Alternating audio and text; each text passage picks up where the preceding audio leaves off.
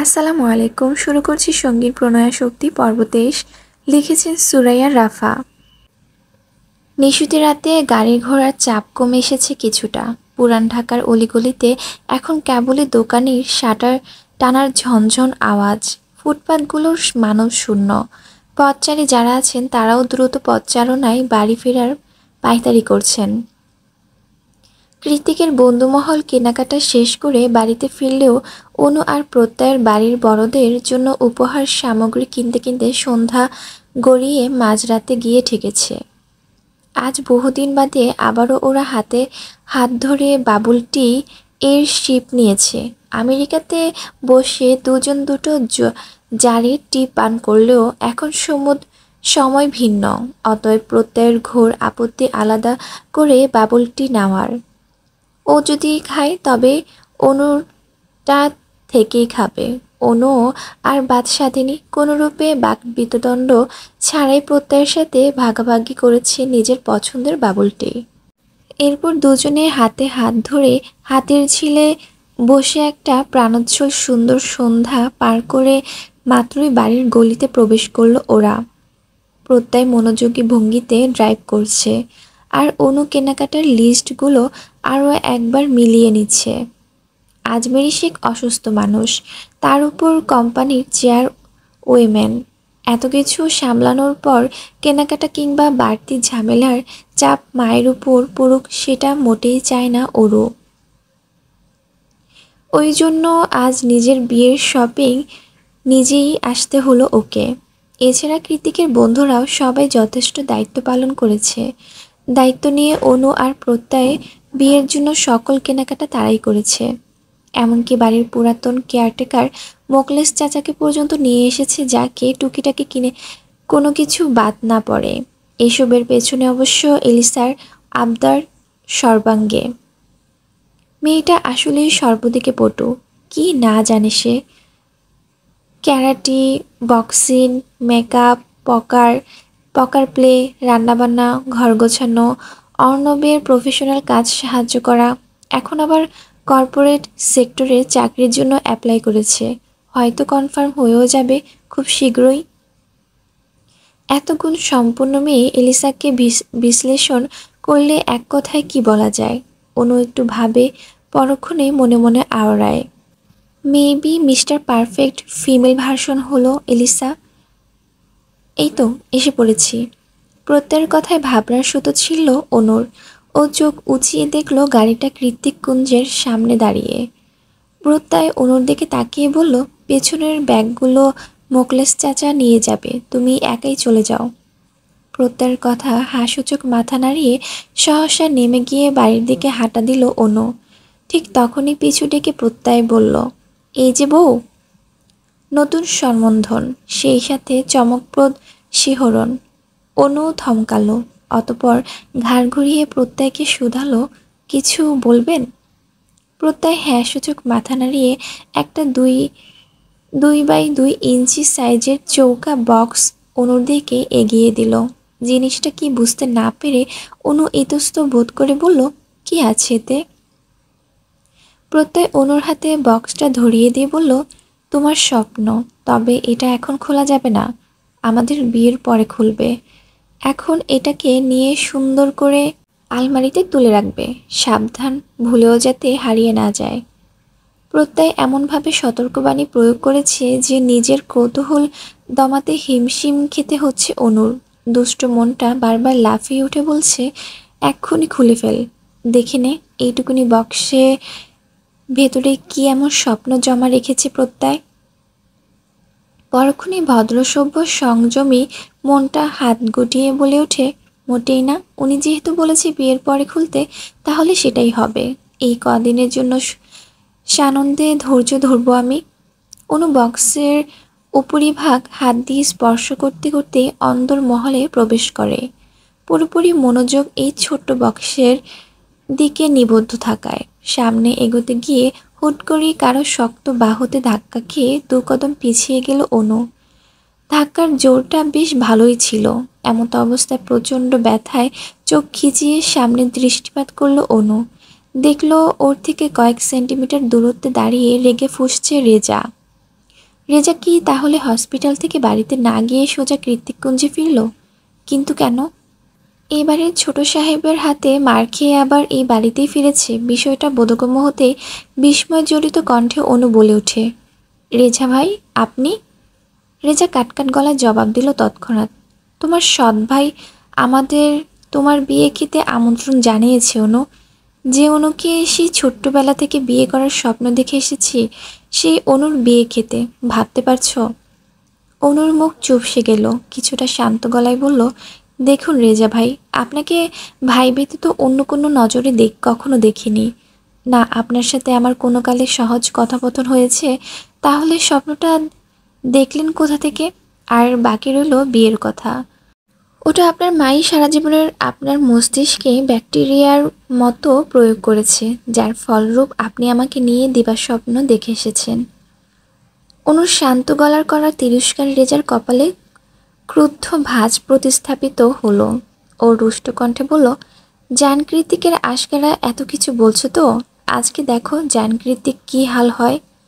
সাথে অবশ্য তোমার বোনটাও ফাঁসবে। কাল সকালের মধ্যে জানকৃতিকের মানসম্মান যদি আমি ধুলোয় মিশিয়ে না দিয়েছি, তবে আমার নামও রেজা নয়। রেজার কথায় অনু আতঙ্কিত হলো না, উল্টে গলার জোর বাড়িয়ে বলল, প্রথমত আমার মা এই বিয়েতে মত না দিলে অন্য কারো আশকারায় আমার কিছু যায় আসতো না।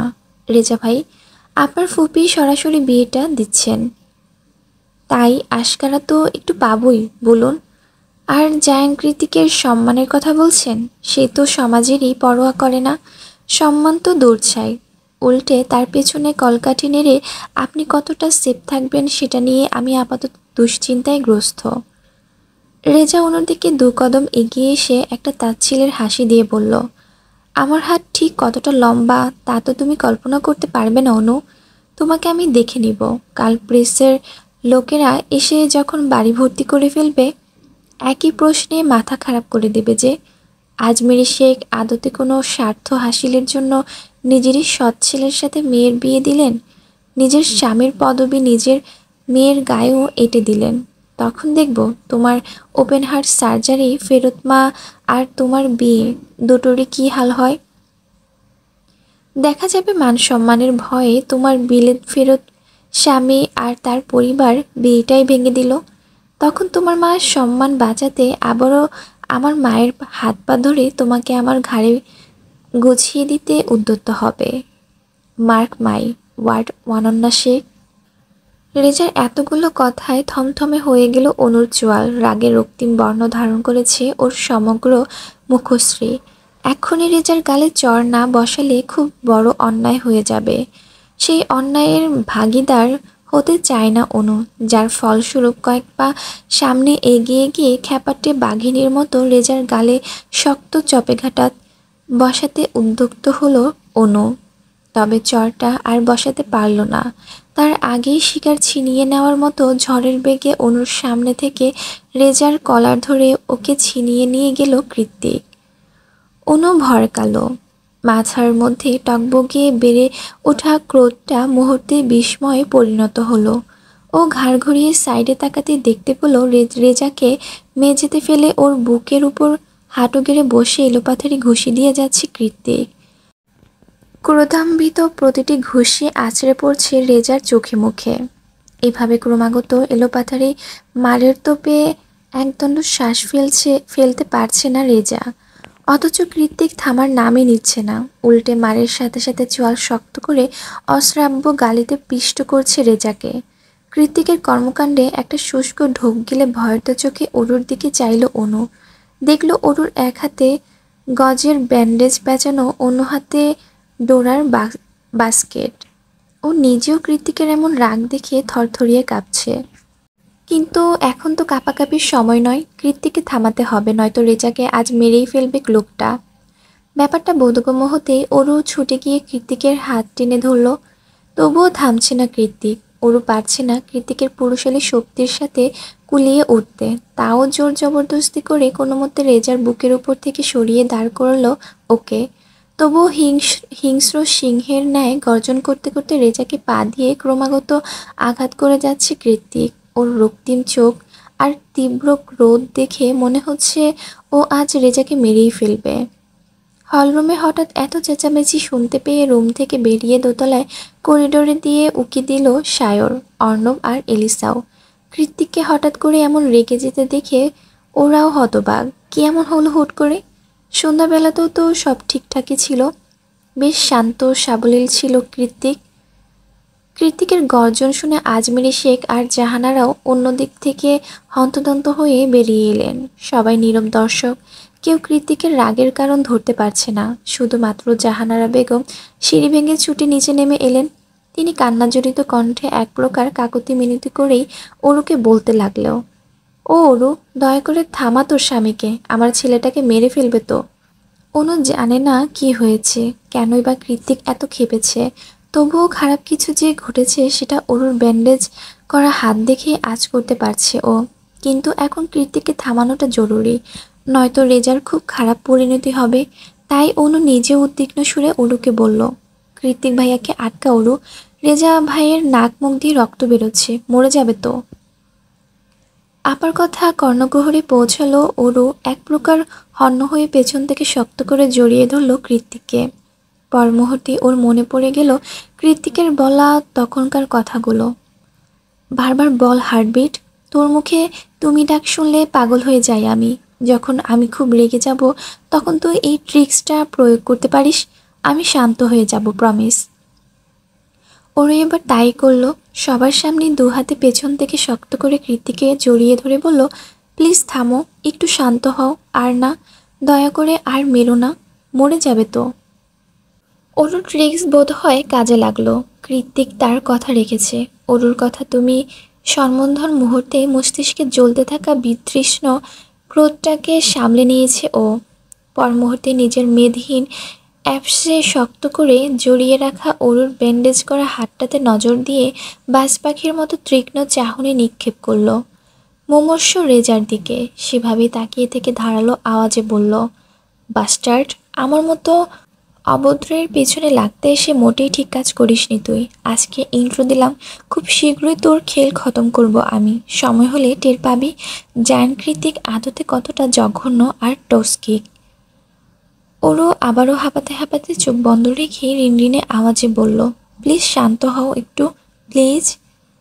কৃত্তিক ওরুর ব্যান্ডেজ করা হাতে আলতো স্পর্শ করে ঘাড় ঘুরিয়ে নির্লিপ্ত কণ্ঠে বলে, এত শক্ত করে জড়িয়ে ধরে আছিস, হাতে ব্যথা করছে না?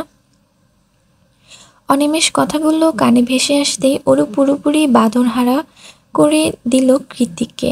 ওকে ছেড়ে দিতে চারিদিকে বিস্মিত হতবাক কয়েক জোড়া চোখ দেখে লজ্জিত হয়ে দ্রুত মাথা নিচু করে নিল অরু। আজমেরি সে করিডোরের কার্নিশে হাত রেখে এতক্ষণ জীবন্ত পুতুলের মতন দাঁড়িয়েছিলেন। দাঁড়িয়ে দাঁড়িয়ে দেখে যাওয়া ছাড়া তার আর কিছু করার নেই এই মুহূর্তে।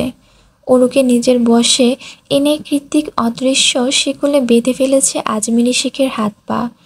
তার উপর বাড়িটা কৃত্তিকের। এখন তিনি চাইলেও চুপচাপ নীরব দর্শক হয়ে দাঁড়িয়ে থাকা ছাড়া আর কিছু করতে পারছে না। রিডিকিউলাস। কৃত্তিক থেমে যাওয়ার এক পর্যায়ে চোখে চশমা এঁটে গনগটিয়ে রুমে যেতে যেতে দাঁতে দাঁত পিষে বিড়বিড়ালেন আজমিরি শেখ। ওয়াশরুম থেকে ফ্রেশ হয়ে বেরিয়ে একটা সিল্কের পাজামা গায়ে জড়িয়ে সতর্ক হাতে ডোরাকে কোলে নিয়ে মাত্রই বিছানায় বসেছে অরু। মাঝরাত তখন শেষ রাতে গিয়ে ঠেকেছে, আর একটু পরে হয়তো ফজরের আজান হবে। অথচ বাড়ির সবাই মাত্র কিছুক্ষণ হলো যে যার রুমে ঢুকেছে। কৃত্তিকের সাথে সায়র অর্ণবও রুমে যায়। এত রাতে কি নিয়ে কথা বলছে তারা কে জানে। আগের রাতের সব ঘটনা ভুলে গিয়ে ওরু যখন ডোরাকে আদর করায় মন দিয়েছে, ঠিক তখনই ওর রুমে কড়া নাড়ে অনু। দরজা খোলাই ছিল, তবুও ওরু কিছুটা গলা উঁচিয়ে বলল, দরজা খোলাই আছে। অনু রুমে ঢুকলো, তবে এগিয়ে গিয়ে বসে কথা বলার অপেক্ষা করলো না, বরং অরুর দিকে এগিয়ে যেতে যেতে উদ্বিগ্ন কণ্ঠে বলল, হ্যাঁ রে অরু, কি হয়েছে বলতো? কৃত্তিক ভাইয়া হঠাৎ করে রেজা ভাইকে এভাবে মারলো কেন? তার উপর তোর হাতে ব্যান্ডেজ, তোকেও মারেনি তো?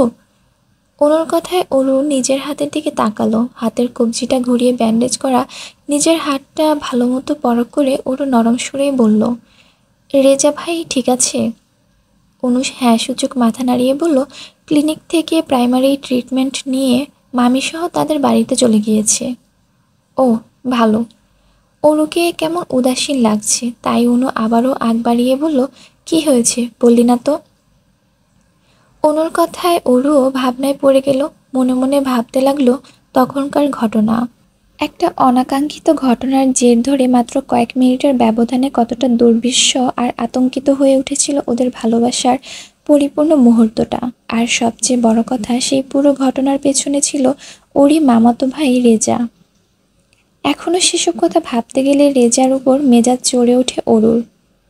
মাঝরাতে গুলশান নিস্তব্ধতার মাঝে নিরিবিলি রাস্তায় কৃত্তিক যখন শুধুই অরুর হৃদস্পন্দন বাড়ানোর পায়তারা করছিল, ক্রমশ নিজের ঠোঁটের খেলায় অরুকে মাতিয়ে তুলছিল, ঠিক সে সময় খুব কাছ থেকে অযাচিত কিছু হিসহিসানির আওয়াজ কানে বিট করতেই অকস্মাৎ গতি হারায় তীব্র গভীরতার চুম্বন। কৃত্তিক তড়িৎ গতিতে চোখ খুলে দেখতে পায় রাস্তায় অপর পাশে বন্ধ টং দোকানের আড়ালে দাঁড়িয়ে শুকনো হাতে গোপন ক্যামেরায় ওদের একান্ত মুহূর্তগুলো ভিডিও করছে কেউ। এহেন অবস্থায় কৃত্তিক কোনোরূপ উচ্চবাচ্য করল না, উল্টো ওরুকে ছেড়ে দিয়ে শান্ত সুরে বলল, আমি আসছি বেবি, তুই বস। কথাটা শেষ করে টি শার্টের হাতা গোটাতে গোটাতে রাস্তার এপাশে ওপাশে গিয়ে একটাকে কলার ধরে টেনে বের করলো কৃত্তিক। তারপর শুরু করলো একের পর শক্ত হাতের থাপ্পড় দেওয়া। এভাবে হঠাৎ করে মাঝ রাস্তায় ক্যামেরার হাতের লোকটাকে দেখতে পেয়ে ভয়ে শির দ্বারা বেয়ে শীতল স্রোত বয়ে গেল অরুর। তার উপর এমন একটা খোলামেলা জায়গায় বসে কৃত্তিক লোকটাকে বেধরা মারছে। আচ্ছা, লোকটা যদি প্রেসের কেউ হয় কিংবা কোনো গ্যাং এর সদস্য হয়, তখন তখন তো বেশ ঝামেলায় পড়ে যাবে কৃত্তিক। তার চেয়েও বড় কথা, এখানে যে একজনই আছে তার নিশ্চয়তা কোথায়? এখনই যদি অন্ধকার ছাপিয়ে আরও কয়েকজন চারপাশ থেকে বেরিয়ে আসে, তখন তো কৃত্তিক একা তাদের সাথে পারবে না। এলোমেলো চিন্তায় মাথা খারাপ হয়ে যাচ্ছে অরুর, অথচ কৃত্তিক থামছেই না। প্রথমে ওর হাতের ক্যামেরাটাকে আছাড় মেরে গুড়িয়ে ফেলেছে, অতঃপর ক্রমাগত ওর চোয়াল বরাবর পাঁচ বসাতে বসাতে বলছে, জানোয়ার, কিসের ভিডিও করছিলি? বল, কে পাঠিয়েছে? সাফ সাফ বল, নয়তো আজ রাতে তোর জীবনের শেষ দিনের আলো আর দেখতে পাবি না। তার গ্যারান্টি স্বয়ং আমি। কথা শেষ করে আবারও লোকটাকে মারতে উদ্যত হলো। লোকটা কোনো মতে নিঃশ্বাস ধরে রেখে হাঁপাতে হাঁপাতে কাঁদতে কাঁদতে দুহাত জোর করে বলল, বলছি, ঢাকা দক্ষিণ ছাত্রলীগের সহ সভাপতি রেজা ভাই আমাদের কল করেছিল। বলছিল তরতাজা নিউজ আছে, জেকে গ্রুপের নতুন এমডি নাকি তার আপন সৎ বোনের সাথে অন্তরঙ্গ হয়ে ঘুরে বেড়াচ্ছে। তার কথা বিশ্বাস করে টিআরপি বাড়ানোর আশায় সেই সন্ধ্যা থেকে আপনাকে স্টক করছিলাম আমরা। আসলে আমরা মিডিয়া থেকে এসেছি। কৃত্তিক নতুন উদ্যম লোকটাকে মারতে মারতে বলল, হারামজাদা বদমাস, আমি আমার বউকে চুমু খাই কি তোদের টিআরপি বাড়ানোর জন্য? জিদের বসে লোকটাকে মারতে গিয়ে কৃত্তিকের একটা কথা মাথা থেকে বেরিয়ে যায়। লোকটা বলেছে আমরা আপনাকে স্টক করছি, তার মানে ওরা একজন নয়। কিন্তু হঠাৎ করেই যখন পেছন থেকে অরুর আচমকা চিৎকার ভেসে এলো কানে, তৎক্ষণাৎ ঘাড় ঘুরিয়ে পেছনে চাইল কৃত্তিক। দেখলো অরুর থরথরিয়ে কাঁপছে, সেই সাথে ওর কবজি বেয়ে গড়িয়ে পড়ছে অনর্গল রক্তধারা। অরুর পেছনে ক্যামেরার একটা ভাঙ্গা অংশ নিয়ে দাঁড়িয়ে আছে আরেকটা লোক। লোকটার গতিবিধি দেখে মনে হচ্ছে ও শীঘ্রই অরুকে আবারও আঘাত করবে। তবে তার আর ফুলশরৎ দিল না কৃত্তিক। ছুটে গিয়ে ক্যামেরার ধারালো টুকরোটা ছিনিয়ে নিয়ে লোকটারই কয়েক ঘা বসিয়ে দিল। লোকটার বাহুতে মেরে কৃত্তিক যখন ওর গলায় আঘাত করবে, ঠিক সেই মুহূর্তে কাপা হাতে ওর হাতটা টেনে ধরে। না সূচক মাথা নাড়ালো অরু। অরুষি তখন থেকে ভয়ের তোপে থরথরিয়ে কাঁপছে দেখে কৃত্তিক সব ফেলে দু হাত দিয়ে আগলে ধরল অরুকে। ওর মাথাটা শক্ত করে নিজের বুকের সাথে চেপে ধরে কৃত্তিক ভয়ার্ত গলায় বলল, জান বাচ্চা, হার্টবিট, আর ইউ ওকে নাও? ওরও কাঁপতে কাঁপতে কৃত্তিকের টি শার্টে ভেজা চোখ নাক মুছতে মুছতে বলল, ভয় করছে, আপনি এখানেই থাকুন, কোথাও যাবেন না। কৃত্তিক একটা দীর্ঘ নিঃশ্বাস ছেড়ে বলল, কোথাও যাব না আমি। ব্যাগ থেকে আমার ফোনটা দে, 999-এ কল করতে হবে। ওরু বলল, আমি আপনার ফোন থেকে করে দিয়েছি কল। অরুর কথায় স্বস্তির নিঃশ্বাস ছেড়ে ওর কপালে শব্দ করে চুমু খেল কৃত্তিক। তারপর ওর হাতের দিকে তাকিয়ে বলল, দেখি হাতটা। কাহিনীর এই পর্যায়ে এসে থামলো অরু। এতক্ষণ যাবৎ অরুর কথা শুনে অনু দীর্ঘ শ্বাস ছাড়ল, আলগোছে কানের পেছনে লম্বা চুলগুলো গুজে দিয়ে শুধালো, তারপর কি পুলিশ কেস হলো? ওরও হ্যাঁ সূচক মাথা নাড়িয়ে বলল, হ্যাঁ, তখনই আমাদের থানায় যেতে হয়েছে। আস্তে ভাই আস্তে, সামলে। আরে আরে, ওদিকে না, এদিকে। অর্ণবের ডিরেকশন না কান ঝালাপালা হয়ে গেল সায়রের। ও এবার না পেরে বিরক্ত হয়ে দাঁত খিচিয়ে বলেই উঠল, বাইকটা কি তুই চালাচ্ছিস না আমি?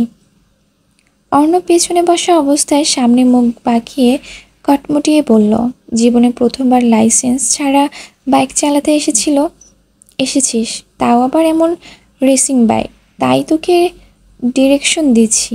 বেশি কথা না বলে চুপচাপ মন দিয়ে শোন, নয়তো বিয়ের আগেই তোর বউ বিধবা হবে, সাথে আমারটাও।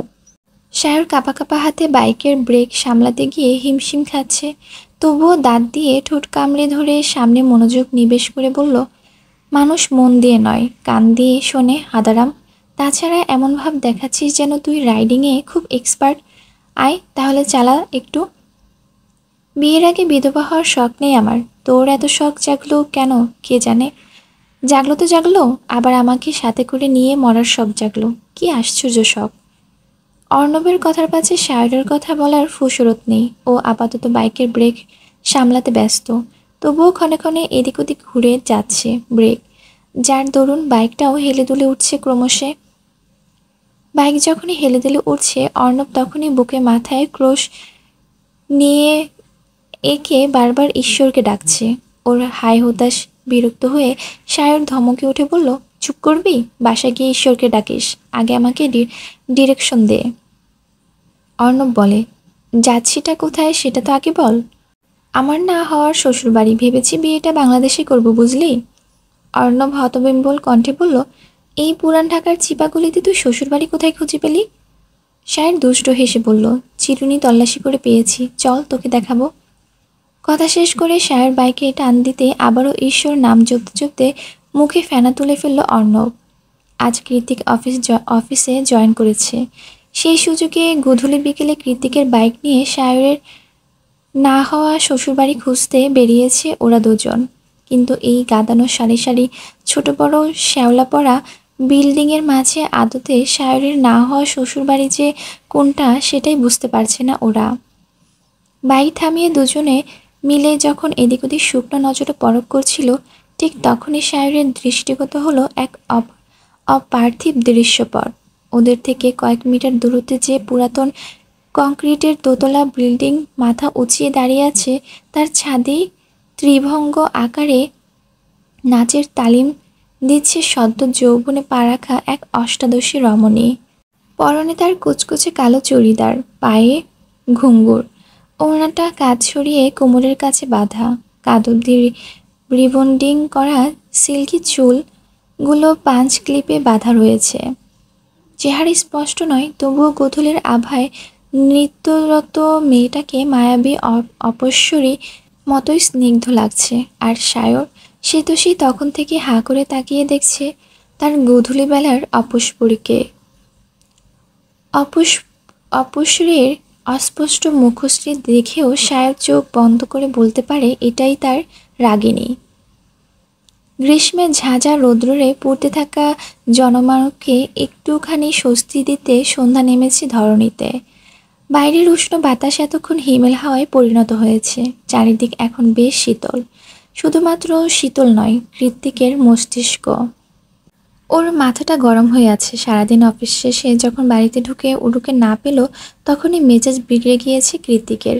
বিগড়ানো মেজাজের অগ্নিফুলিঙ্গ তো আরও খানিকটা জোয়ার দিতে অরুর মামি এসে জানায়, তাকে বাড়িতে রেখে আজমিরি শেখ তার 2 মেয়েকে নিয়ে অমিতকে দেখতে হসপিটালে গিয়েছেন, সদ্য হওয়া আত্মীয়টার সম্পর্কে আরও খানিকটা সখ্যতা বাড়ানোর উদ্দেশ্যে। সেই কথা শোনার পরে আর এক দণ্ড অপেক্ষা করেনি কৃত্তিক, গটগটিয়ে বেরিয়ে গিয়েছে বাড়ি থেকে। আর এখন হসপিটালে করিডোর ধরে বড় বড় পা ফেলে এগিয়ে যাচ্ছে অমিতের কেবিনের দিকে। ক্লান্ত ঘামে ভেজা শরীর হাতড়িয়ে টাইয়ের নটটা ঢিলে করতে করতে মনে মনে ভাবছে, অনেক হয়েছে, আজকে অরুকে একটা উপযুক্ত শিক্ষা দিতেই হবে।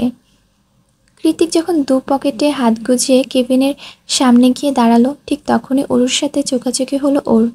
অরুর ভেতরেই ছিল। হঠাৎ করে এভাবে কৃতিককে দেখতে পেয়ে তড়িঘড়ি করে কেবিনের বাইরে বেরিয়ে এলো। ওর বাইরে বেরোনোর সাথে সাথে ওর ব্যান্ডেজ করা হাতের কবজিটা শক্ত করে চেপে ধরল কৃতিক। অতঃপর রুষ্ট গলায় বলল, চল। অরু কৃতিকের সাথে তাল না মিলিয়ে উল্টো হাতে টান দিয়ে বলল, আরে কোথায় যাব? মা আর আপা ভেতরে তো। কৃতিক অগ্নিদৃষ্টিতে পেছনে তাকিয়ে বলল, সো হোয়াট?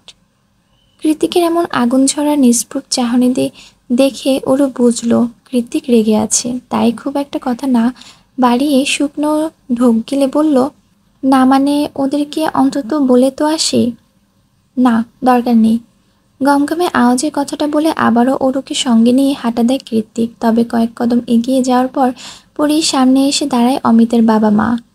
অমিতের বাবা মা মুরব্বী মানুষ, তার উপর নতুন আত্মীয়, সেই হিসেবে তাদের সম্মান প্রাপ্য। কিন্তু মাথা খারাপ কৃতিক সেসবের ধারে কাছেও গেল। উল্টে চোখে মুখে বিরক্ত ভাঁজ টেনে অমিতের বাবাকে বলল, কি হয়েছে, সামনে দাঁড়ালেন যে? অমিতের বাবা সহসা হেসে বললেন, বাবা তুমি অরুর ভাইয়া না?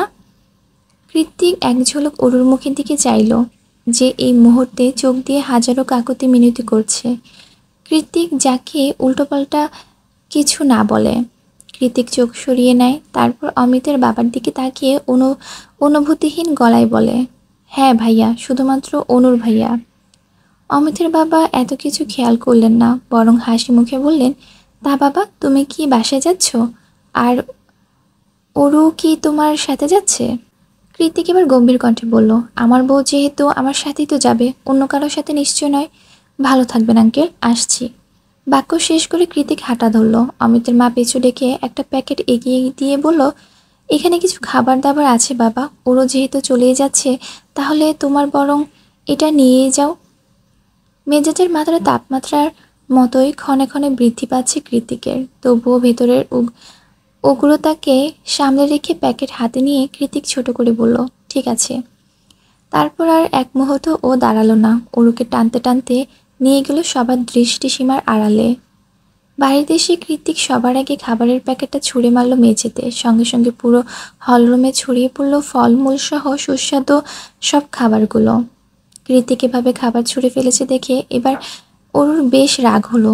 ও তৎক্ষণাৎ নিজের হাতটা ঝাড়ি মেরে কৃতিকের থেকে ছাড়িয়ে বলল, লাগছে আমার, ছাড়ুন তো।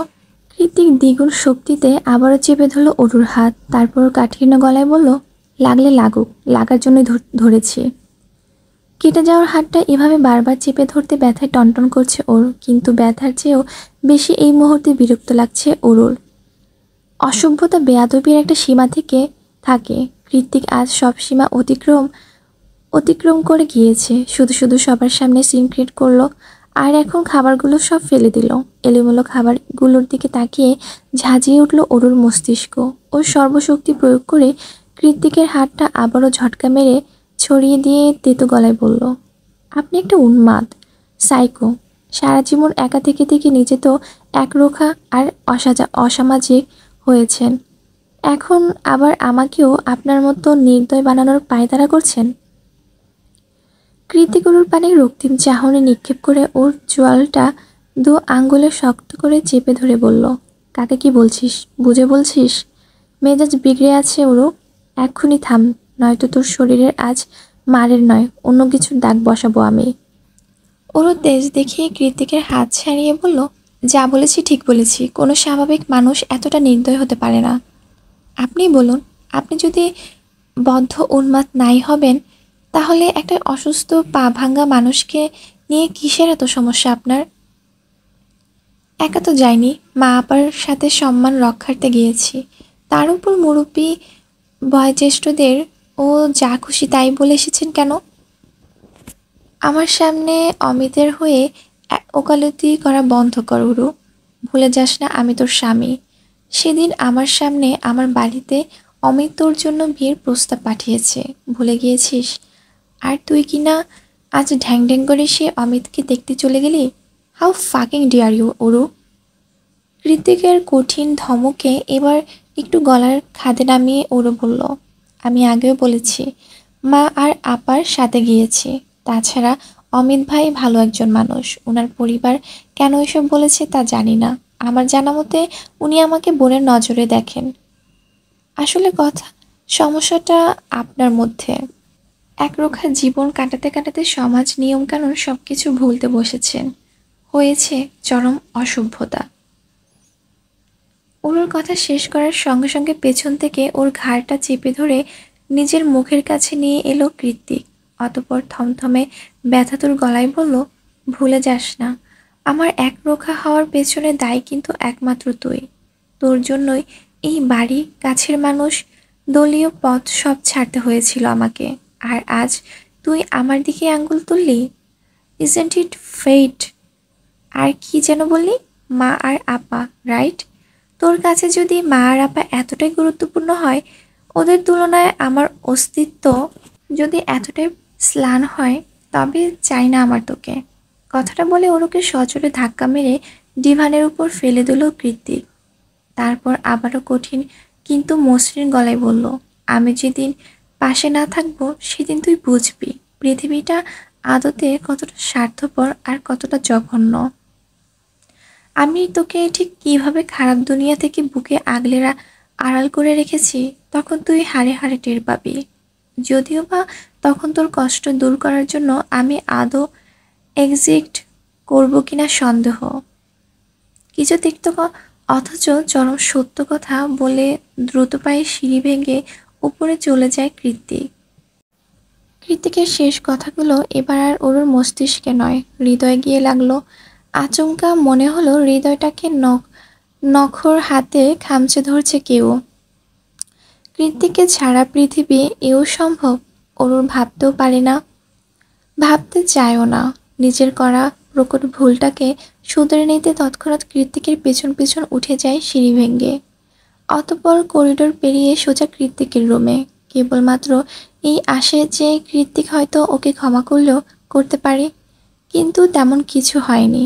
ওর রুমে প্রবেশ করার সঙ্গে সঙ্গে তীব্র গর্জনে জাস্ট গেট আউট বলে হাত ধরে ওরুকে রুমের বাইরে ছুঁড়ে মারে কৃত্তিক। তারপর ধপ করে লাগিয়ে দেয় দরজাটা। ওরু কাঁদতে কাঁদতে দরজার বাইরে হাঁটু ভেঙে বসে পড়ল। কিছু তিক্ত সত্যি কথা যে মানুষের হৃদয়কে এইভাবে নাড়িয়ে দিতে পারে, তা বোধহয় কান্নারত ওরুকে না দেখলে বোঝা যেত না মোটেই। ওরু কাছে তখন থেকে। তা দেখে ওরুর মামি জাহানারা এগিয়ে এসে কিছুটা পৈশাসিক হাসি দিয়ে বলল, ঠিক হয়েছে একদম, টাকা হাতানোর লোভে আরও বিয়ে কর বড়লোকের ছেলেকে। একদিন দুদিন, তারপর ঠিকই মজা নিয়ে পথে ছেড়ে দেবে। মিলিয়ে নিস আমার কথা। অরুর কষ্টে মামির বোধহয় বেশ আনন্দই হলো।